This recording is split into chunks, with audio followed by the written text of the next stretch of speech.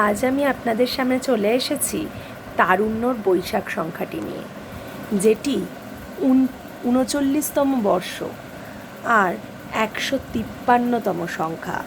তারুণ্য আমাদের সাউথ ২৪ পরগনার শখের বাজার থেকে বের হয়। এই তারুণ্যর এই প্রতিষ্ঠানের সঙ্গে বা এই পত্রিকার সঙ্গে আমি দীর্ঘদিন ধরে সংযুক্ত। আজকে এই বৈশাখ সংখ্যাটিতে আমার যে লেখাটি আছে সেটি আমি আপনাদের সঙ্গে শেয়ার করব। তারুণ্যতে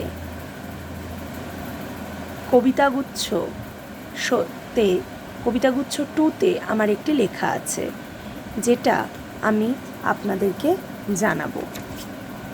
কি লিখেছিলাম, যার ভিত্তিতে এই তারুণ্যর কবিতাগুচ্ছতে আমার লেখা স্থান পেয়েছে। আমি লিখেছিলাম আহত আবেগ। আমার মনে হয়েছিল যে আবেগগুলো প্রতিনিয়ত নিজের কণ্ঠকে রুদ্ধ করতে পারে, যে আবেগগুলো চিৎকার করে বলতে চেয়েও পারিপার্শ্বিক সমাজের চাপে নিজের ঘরে বন্দি হয়ে থাকে, সেই আবেগগুলোর জন্য আমি কিছু লিখি। মনে হয়েছিল সেই কথাগুলো মানুষের কাছে পৌঁছে দিই, যেগুলো আজ বিগত অনেক যুগ ধরে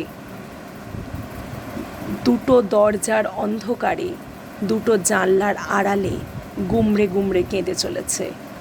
যারা করে চলে সব কিছু, কিন্তু দিনের শেষে বা বছরের শেষে বা মাসের শেষে সেই করে চলা কাজের কোনো প্রাপ্তি তারা পায় না, কোনো পারিশ্রমিক তারা পায় না। সেই তাদের কথা বলার জন্যই এই আহত আবেগ। দ্বিচারিতার স্বরগুলি কণ্ঠস্বরে ঠাসা, ঠাস বুনুনি জানালা বেরোতে দেয়নি।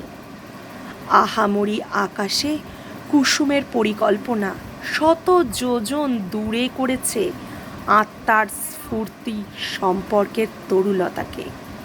তরিতাহত করেছে ঠিকই, আদব কায়দার রকমারিতায় সুপ্ত পৃথিবী দ্বাররুদ্ধ করে চিকিৎসকের পরামর্শ নিয়েছে। দলছুট হয়েও হরিণ শিক্ষিত হয়েছে। এই হলো আহত আবেগ। আপনাদের বাড়িতে বা আপনাদের আশেপাশে যেখানে এই আবেগ আহত হয়েছে, সে তড়িতাঘাতী হোক, সে বজ্রাঘাতী হোক, বা সে বাক্যাঘাতী হোক, বা সে কোনো মানুষের হাস্যাস্পদ হওয়ার আঘাতী হোক, আপনারা আমাকে জানাতে ভুলবেন না। তাহলে সেগুলো নিয়ে আমি নতুন করে কিছু লিখব। নমস্কার।